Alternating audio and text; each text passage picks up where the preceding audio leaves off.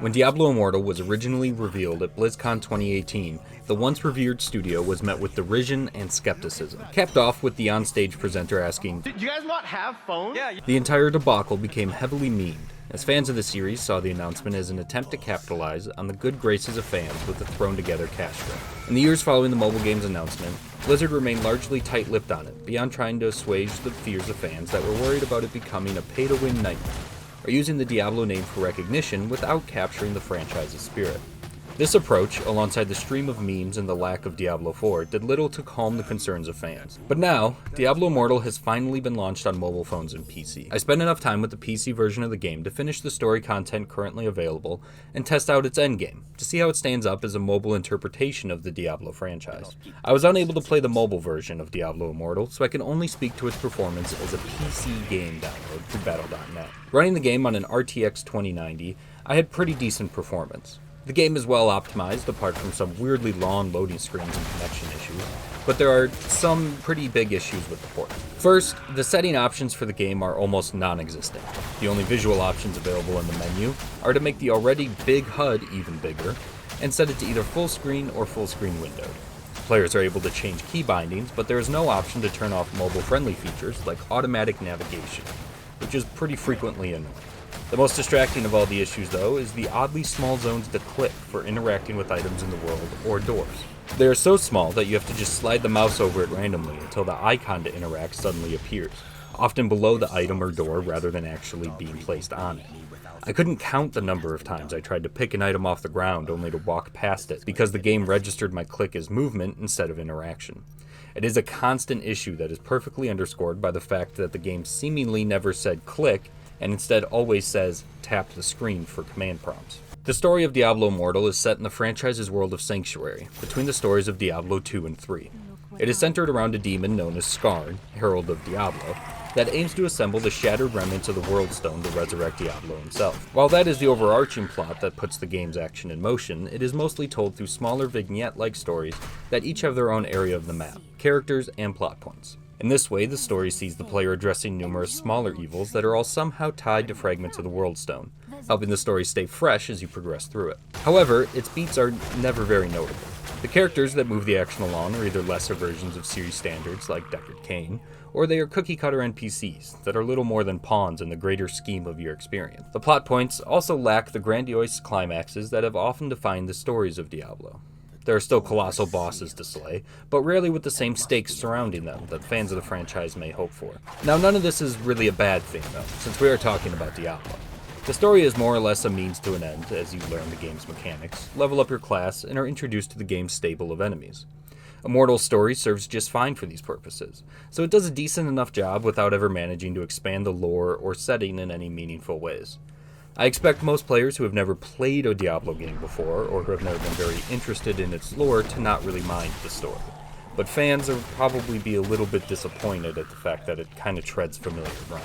With Diablo Immortal's release on mobile, its visual bells and whistles have definitely been toned down from the likes of Diablo 3 or even Diablo 2 Resurrected. However, it still looks pretty impressive, even when playing on PC.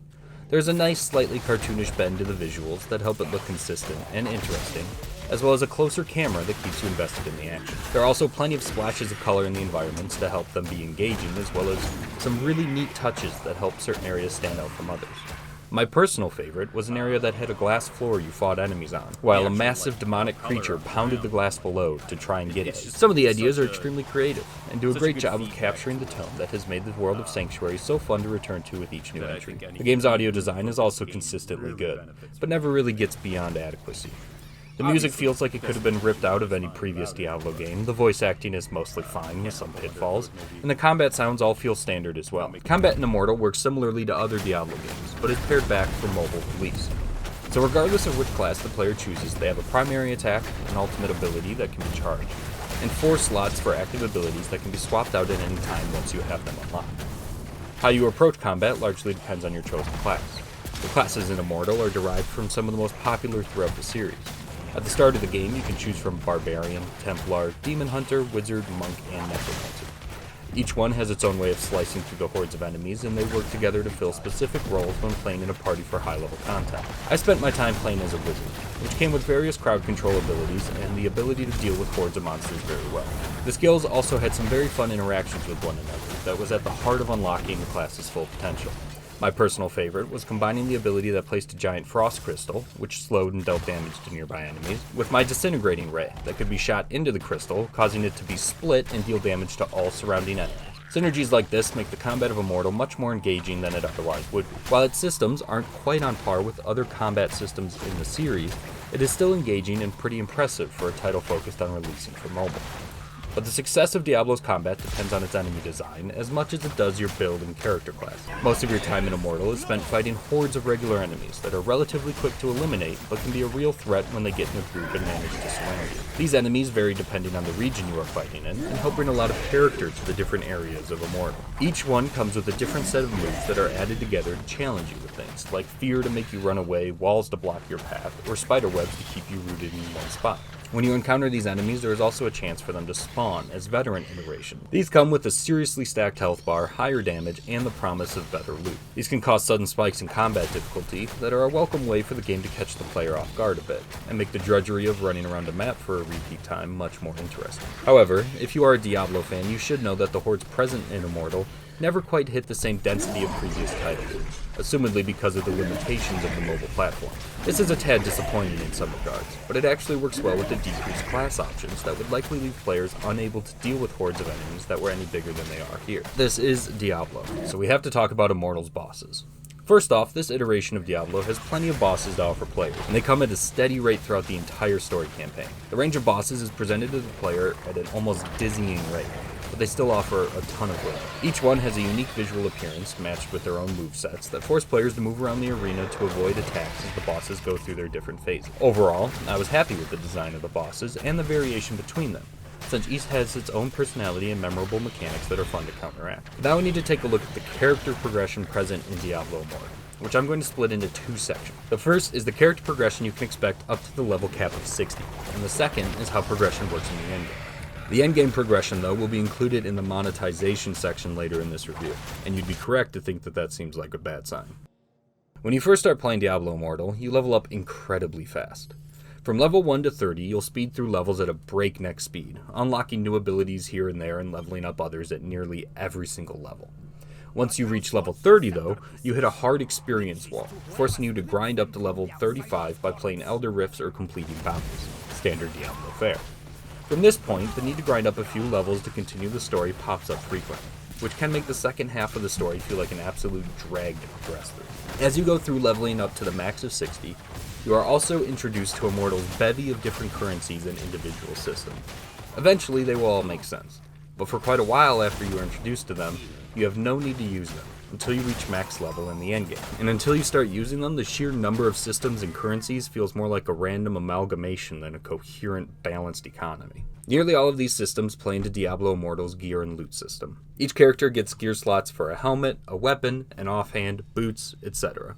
These pieces of loot come in 4 varieties: common, uncommon, rare, and legendary, with the higher rarity items being more powerful. Legendary items are obviously what you want most, especially when you start turning your eye to making endgame builds. The legendary items here are pretty solid, and each comes with an additional effect that can be traded out as well.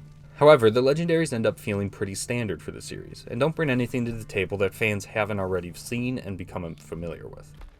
Each piece of gear can also come with gem slots, allowing the player to get extra benefits like increasing damage penetration, maximum hit points, or even entirely new effects in the case of legendary gems. All individual pieces of gear and gems can then be upgraded by expending various resources to improve them.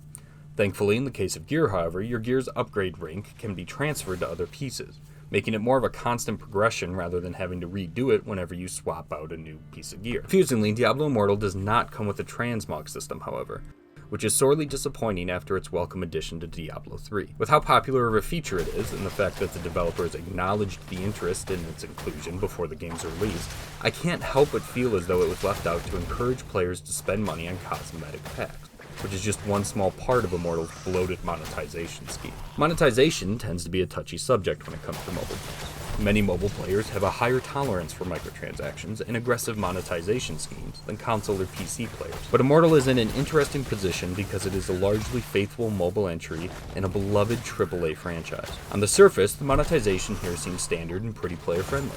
There are some premium currency, customization options, a battle pass, and one-time bundles of resources that can be purchased after reaching certain points of story progression for just a few bucks. Until you get to level 60, Immortal seems like a very respectful mobile title when it comes to monetization. And I'll be honest, until then I was definitely going to buy the battle pass at least to support the game. However, now we have to talk about the endgame progression that I delayed until now because at a certain point it does not exist unless you are willing and able to dump money into Immortal. Because exploitative monetization systems like these are meant to be as obfuscated as possible to hide the amount of money being spent, I'm going to have to do an in-depth look at Immortal's endgame and post-game monetization to make it clear just how atrocious it is. So buckle in.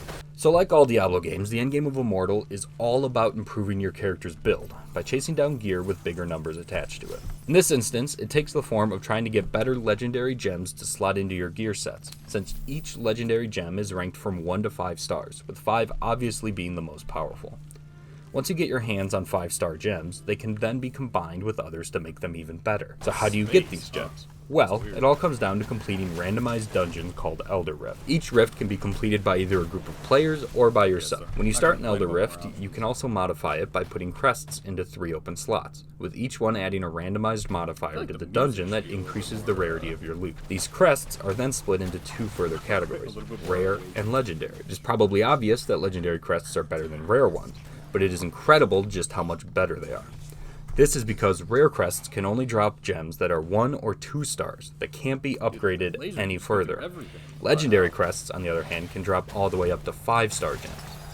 However, with the legendary crest, you have a minuscule chance of getting a gem at all, much less a 5-star gem that only drops less than 1% of the time. Now, I do want to mention that there is a pity system, where after completing 50 dungeons with legendary crests equipped and not getting a gem, you are guaranteed to get one.